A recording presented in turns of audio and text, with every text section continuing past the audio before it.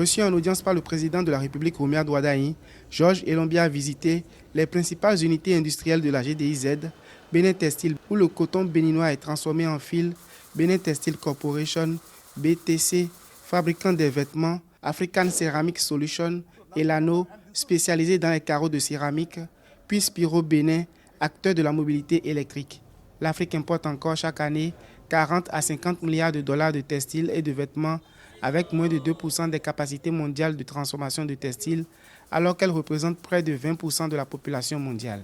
Pour inverser cette tendance, Afreximbank, le gouvernement béninois, Rise IP et Benin Textile SA investissent dans une filière textile intégrée afin de transformer le coton localement, développer des marques africaines et retenir davantage de valeur sur le continent.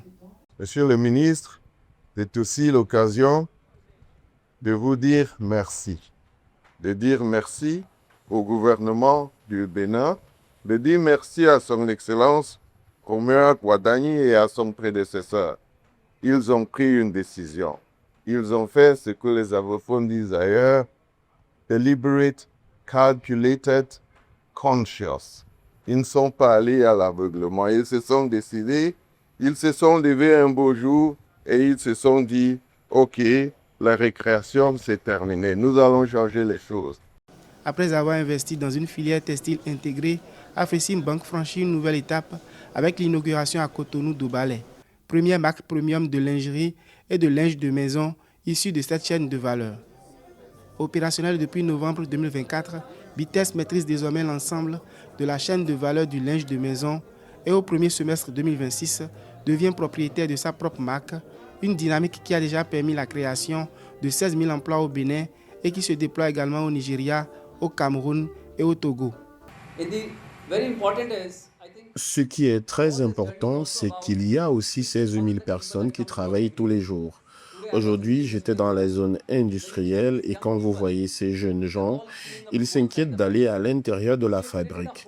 Donc, vous avez créé un espoir non seulement pour eux, mais aussi pour les autres 200 000 personnes qui cherchent des emplois parce qu'ils pensent que c'est possible. Nous rejoignons le secteur très fermé des marques d'ameublement de luxe. Le premier marché, c'est d'abord nous. Nous donnons l'exemple. Et ce que j'appelle à l'intérieur, ce n'est pas l'intérieur du Bénin, mais comme vous l'avez dit, M. Oudége, à l'intérieur de l'Afrique. Sur un marché mondial appelé à dépasser 2 000 milliards d'euros d'ici 2030, le Bénin entend développer une filière intégrée de la transformation du coton à la création de marques africaines. Au-delà de l'inauguration d'Obalé, le partenariat entre le Bénin et Afreximbank accélère l'émergence d'une industrie textile intégrée forte de 16 000 emplois et tournée vers la création de marques africaines.